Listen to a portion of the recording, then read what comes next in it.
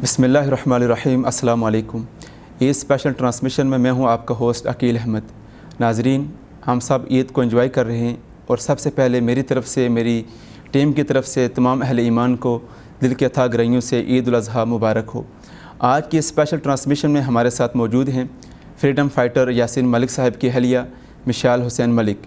आज हम यासीन मलिक साहब की सेहत के हवाले से और मसला कश्मीर की ताज़ा सूरत हाल के हवाले से और बिलखुसूस मिशाल हुसैन मलिक की निजी लाइफ के हवाले से एक तफसीली इंटरव्यू रिकॉर्ड कर रहे हैं। सबसे पहले मिशाल हुसैन मलिक साहिबा, मैं आपका शुक्रगुज़ार हूँ कि आपने हमें टाइम दिया, बहुत शुक्रिया।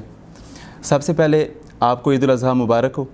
आपको भी बहुत बहुत मुबारक हो। बहुत शुक्रिया, खैर मुबारक।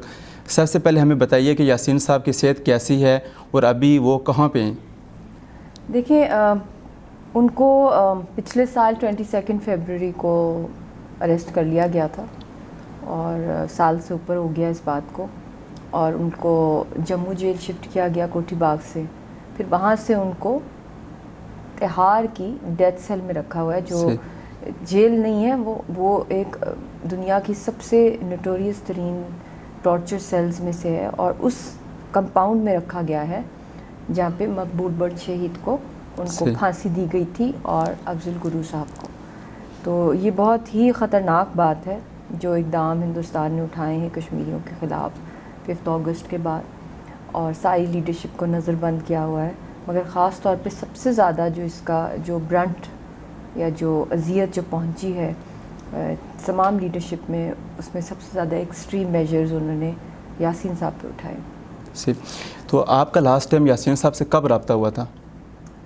मेरा मेरी बेटी का हुआ था 22 फरवरी को। स्टिल नो, अभी तक कोई रब्ता नहीं हुआ? पिछले साल हुआ था, और उसी रात को रेड हुई थी और इंडियन आर्मी उनको ले गई थी। तो वो बहुत ही थोड़ी सी बात हुई थी हमारी, और उन्होंने कहा था मैं बहुत दूर जा रहा हूँ। तो बच्ची ने बार बार उनसे पूछा, तो फिर उन्होंने वही चीज़ रिपीट की। तो उसका मतलब उनको समझ आ ही रहा था, क्योंकि उन दिनों में हिंदुस्तान में इलेक्शंस कैंपेन्स चल रही थी, और मोदी पिछली दफ़ा भी जिस तरह आया था जिस मैनिफेस्टो के तहत, उससे भी ज़्यादा तेज़ी थी उसकी आरएसएस के एजेंडा के अंदर। तो उनको पता था कि इन्होंने कुछ करना है, आर्टिकल 370 के साथ छेड़ाछाड़ी करनी है, तो उसी की कड़ी थी वो। सही। मैडम, आप तो घर से बाहर भी निकलती हैं, मुख्तलिफ़ दौरों पे भी जाती हैं, लेकिन आपकी बेटी रज़िया सुल्ताना, आप उसको कैसे मोटिवेट करते हैं? वो तो बहुत शोर करती होगी, 1 साल से कोई रब्ता भी नहीं है।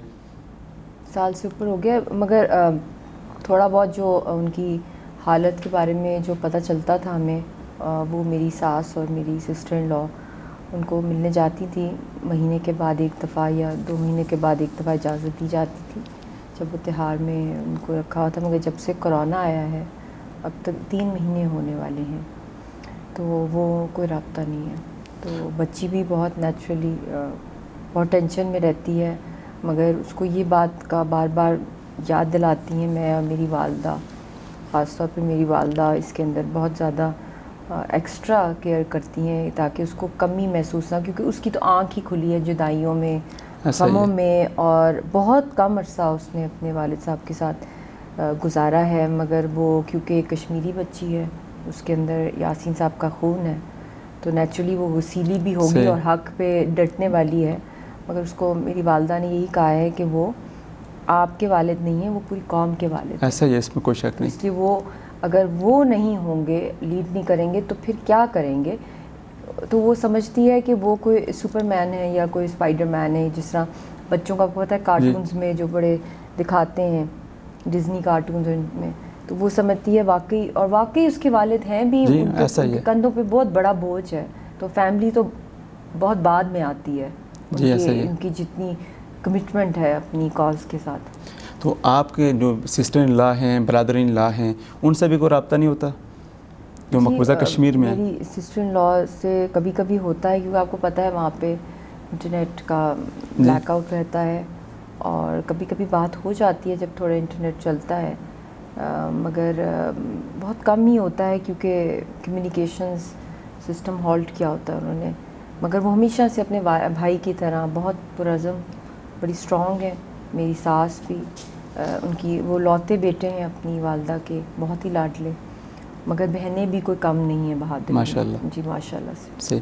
اچھا میم یہ بھی بتائیں کہ آپ شادی کے بعد کتنی بار مقبوضہ کشمیر گئی ہیں اور وہاں پر آپ کو کن کن مشکلات کا بھی سامنا کرنا پڑا؟ میں 5 دفعہ گئی ہوں، اور جب بھی وہاں گئی ہوں اس سے جانے سے پہلے جو پروسیجر ہوتا ہے ویزے کا وہ عموماً بہت ہی ڈیلیڈ ہوتا ہے. بڑی مشکل سے ویزے ملتے تھے، اور وہاں پہ جب میں نے جانا ویزے کے بعد تو پھر 2 ہی دن کے بعد یاسین صاحب کو نظر بند کر لیا جاتا تھا. تو اس لیے وہاں پہ جا کے بھی بہت جدائی رہی، بہت فکر رہی، اور ہندوستان نے ہر ممکن کوشش کی کہ ہم ایز اے فیملی یونائٹڈ نہ رہیں. پھر 2014 کے اندر میں آخری دفعہ وہاں پہ ہو کر آئی. پھر ایک زمانے میں ویزا نہیں ملا تو یاسین صاحب نے مجھے یہی کہا کہ آپ نیپال آ جائیں. تو کیونکہ اگر آپ کے پاس، کیونکہ یاسین صاحب کے پاس سب کو پتہ ہے 2013 کے اندر ان کا پاسپورٹ چھین لیا تھا. تو ہندوستان میں جب وہ بھوک ہڑتال پہ تھے پاکستان میں، عبدالگرو کی پھانسی تھی، تو واپسی پہ ان کا تشدد بھی کیا گیا اور ان کا پاسپورٹ بھی چھین لیا گیا. تو اس کے بعد پھر یہی فیصلہ ہوا کہ ملنا ہے فیملی نے، تو نیپال کا پلان ہوا. تو اس میں چاہے آپ انڈیا کے ہوں یا کشمیر کے ہوں، کیونکہ انڈر انڈین کنٹرول ہے، آکوپیشن ہے، تو نیپال جانے کے لیے اس وقت ویزا یا کوئی ڈاکیومنٹ کی، پاسپورٹ کی ضرورت نہیں تھی. تو ہم یہاں سے بورڈ کر رہے تھے فلائٹ. صحیح. وہ ان کو پلین پہ جانا تھا تو ان کو واپس بھیج دیا گیا، ملنے نہیں دیا، ان کو چڑھنے نہیں دیا ایروپلین پہ. تو اس طرح خیر ہمارے ساتھ یہ کوئی نئی بات نہیں ہے، کیونکہ آنکھ ہی کھلی ہے جب سے شادی ہوئی ہے انہیں قربانیوں میں ان کے ساتھ. تو یہ تو پارٹ آف دس میرج ہے کہ جب آپ نے ایک تحریک سے شادی کی ہے، کیونکہ یاسین ملک ایک انقلاب کا نام ہے، ایک ریولوشن کا نام ہے، تو پھر یہ صحبتیں جو ہیں یہ ہمارے میڈلز ہیں، تو یہ قربانی تو دینی ہے. صحیح. تھا میم ہمیں یہ بھی بتائیں کہ آپ تو لال چوک بھی گئی ہیں، حضرت بال کے دربار میں بھی گئی ہیں. ہم تو کتابوں میں پڑھتے ہیں اور موویز میں دیکھتے ہیں کہ کشمیر بہت ہی خوبصورت ہے. آپ کا کوئی یادگار واقعہ وہاں کا؟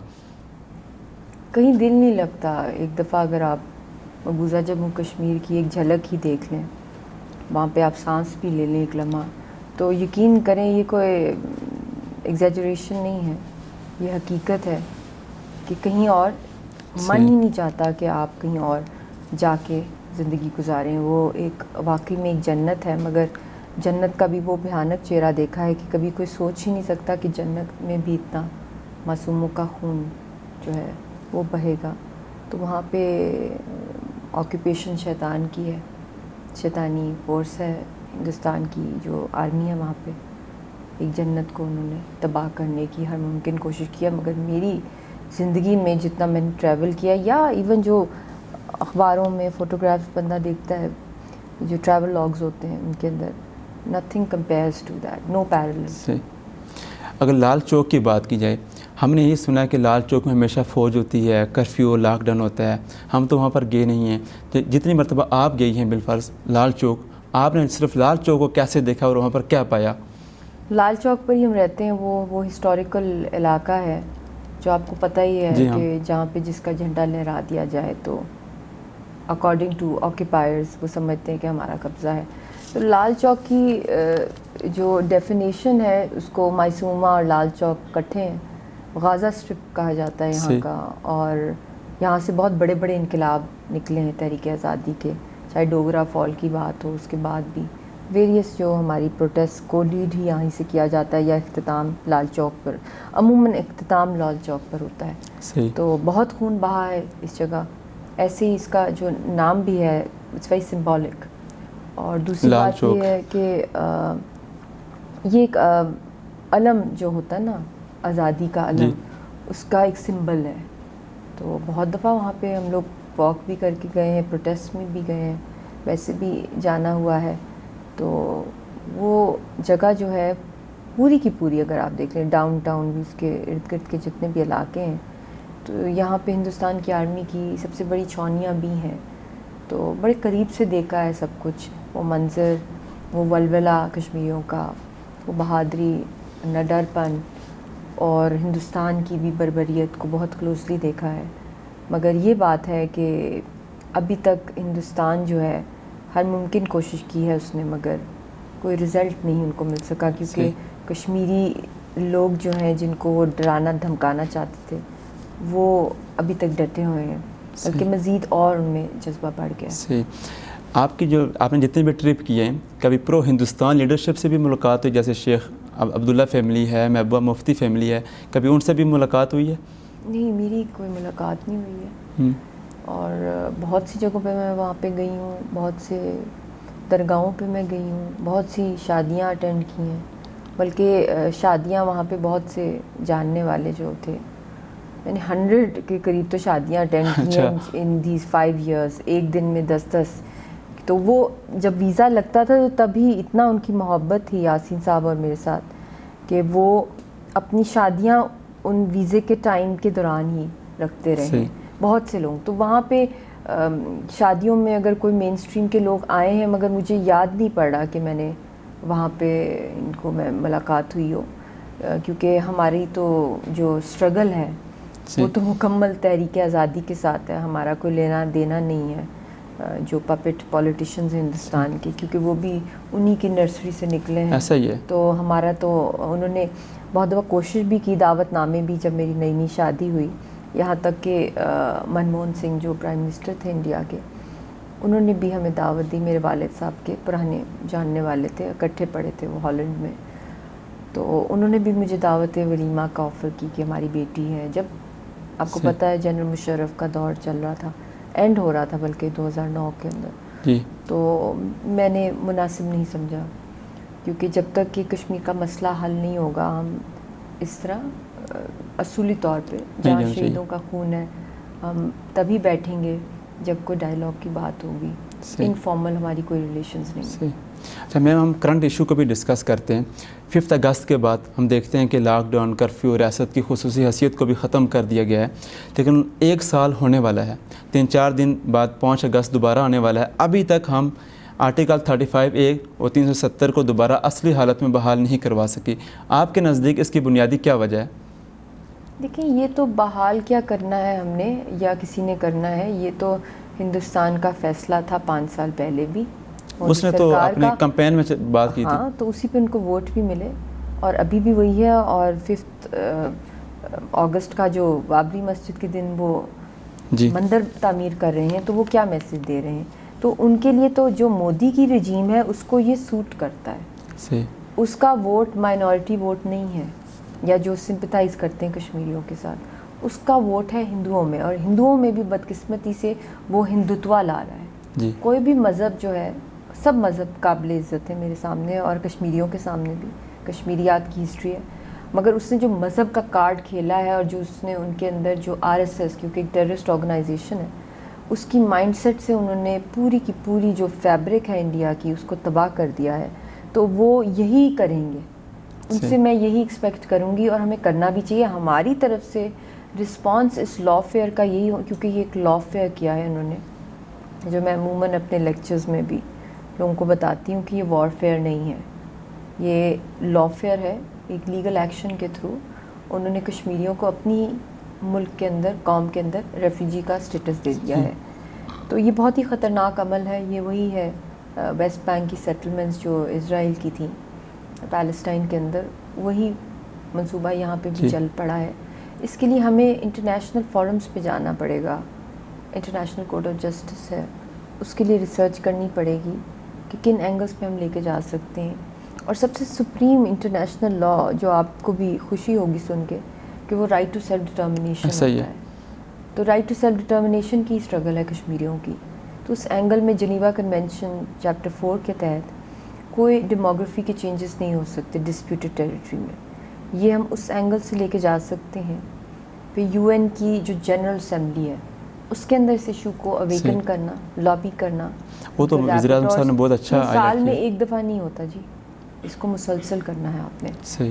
وہ میں یہی بات حکومت کو بھی بتاتی ہوں کہ یہ جب تک کہ کشمیری اس کو لیڈ نہیں کریں گے، مقبوضہ جموں کشمیر کے جو یہاں ڈیوائیڈڈ فیملیز ہیں یا جو آزاد کشمیر میں یا جو اوورسیز ہیں، میں نے یہ بھی کہا ہے، تجویز دی ہے حکومت کو کہ جو کشمیر کمیٹی ہے وہ کشمیری کو ہیڈ کرنی چاہیے اصولاً، کیونکہ جس کو چوٹ لگی ہے جب وہ خود دنیا کے سامنے اپنی چوٹ کا ذکر کرے گا اس کا اثر ایک اسپوکس پرسن یا لائر ہونا بہت امپورٹنٹ ہے. ایڈوکیٹ کرنا پاکستان کا مین پارٹ ہے اس کے اندر کہ دنیا میں پھیلائے, مگر ساتھ ساتھ کشمیری زیادہ سے زیادہ ایکسپرٹس کو بھی رکھیں, کیونکہ جب تک دونوں مل کے نہیں کریں گے اور ان کی ریپرزنٹیشن جو ہوگی وہ پروپورشنٹ نہیں ہوگی تو امپیکٹ نہیں پڑے گا.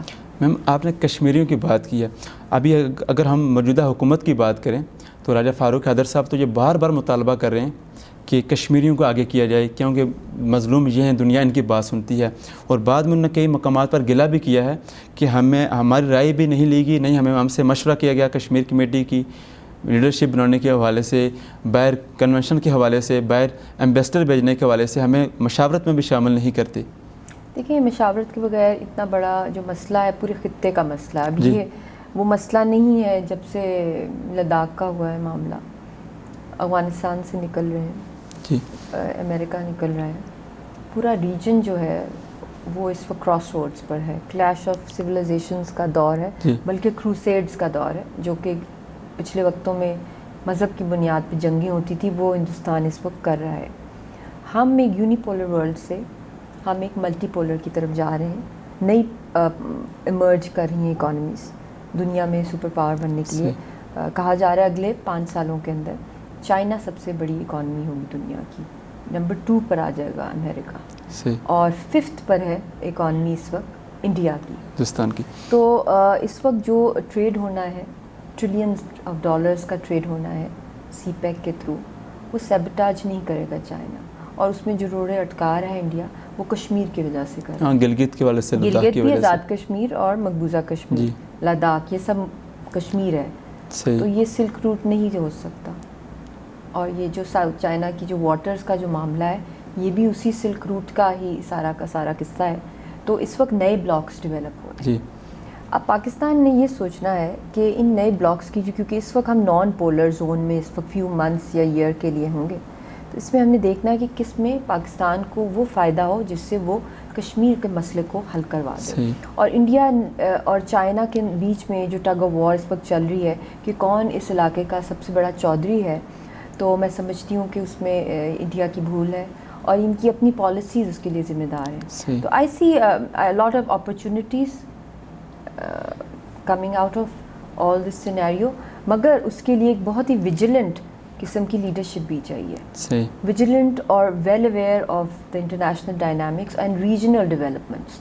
اگر وہ نہیں ہوں گے اور صرف ایموشنل نعرے ہی ہوں گے تو پھر ہم لوگ اس میں سے کشمیریوں کے حق میں زیادہ اچھی بارگین نہیں کر سکیں گے. تو اس میں امپیریٹیو ہے کہ ہم لوگ زیادہ سے زیادہ کشمیریوں کو آن بورڈ لیں, رائٹ, اور ان کے اوپینین کو ٹاپ موسٹ رکھا جائے. اگر ایسا ہو جائے تو کشمیریوں کے گلے بھی ختم ہو سکتے ہیں, جو کہ اکثر کرتے رہتے ہیں.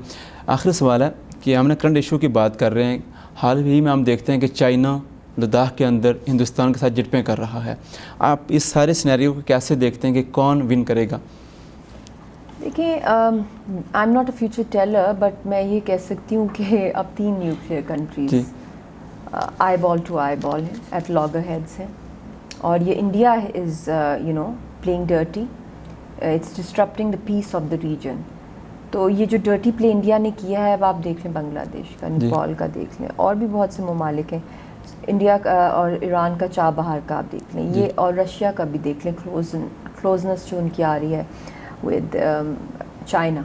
تو یہ سارے وہ ایونیوز ہیں جس کی وجہ سے میں سمجھتی ہوں کہ انڈیا انڈر پریشر آ رہا ہے, دن بہ دن آ رہا ہے, اور انہوں نے اپنے پیروں پہ خود کھلاڑی ماری ہے, اور ان کو جو کہتے ہیں نا ہائے لگنا یا کسی مظلوم کی جو بددعا ہے وہ لگ گئی ہے. ایک تو دنیا میں لاک ڈاؤن آ گیا ہے, مگر یہ وہ لاک ڈاؤن کی جھلک ہے, کشمیریوں کا تو لاک ڈاؤن اور ہی ہے, یہ تو ان کی جانیں بچانے کے لیے, مگر لوگوں کو ایٹ لیسٹ یہ فیلنگ آئی ہے گلوبلی. مجھے تو پوری دنیا سے رابطے ہو رہے ہیں لوگوں کے کہ گھر میں گھٹن میں رہنا, بند رہنا, مہینوں رہنا, اور پتہ نہیں ہے انسرٹنٹی میں رہنا, اکانومیز کا گلوبلی کریش کرنا. تو یہ ساری چیزیں جو ہیں لوگوں کو ریئلائز تھوڑا بہت ہو رہا ہے کہ کشمیریوں کے ساتھ کیا ہوا ہے, مگر جو اس وقت ریجن میں ہو رہا ہے, اس پورے ریجن کی سٹیبلٹی اس وقت مکمل طور پہ انڈیا پاکستان کی بات نہیں رہی ہے, پورے خطے کی, وہ کشمیر کے حلس کے ساتھ مشروط ٹوٹلی لنکڈ ہے. جی صحیح میم، بہت شکریہ. میں چاہوں گا کہ اب آخر میں مقبوضہ کشمیر کے جو لوگ مظلوم ہیں، آج عید کا دن ہے، ہم آزاد فضا میں سانس لے رہے ہیں، اور ہمارے دوسری جانب بہن بھائی آج بھی قید ہیں اور آج بھی کرفیو لاک ڈاؤن کا شکار ہیں. آپ ان کی استقامت کو کیسے دیکھتے ہیں اور ان کے لیے کوئی ایک حوصلہ افزائی کے حوالے سے کوئی پیغام دیں؟ دیکھیں، کشمیریوں کے لیے تو کیا کہنا، وہ تو ماشاءاللہ سے کفن باندھ کے اپنی اس جد و جہد کو چلا رہے ہیں. صحیح. اتنی نڈر قوم ہے، نڈر لیڈرز ہیں، موت کو گلے لگا کے انہوں نے اپنی آزادی کا جو علم جو ہے وہ اس کو اجاگر کیا ہے.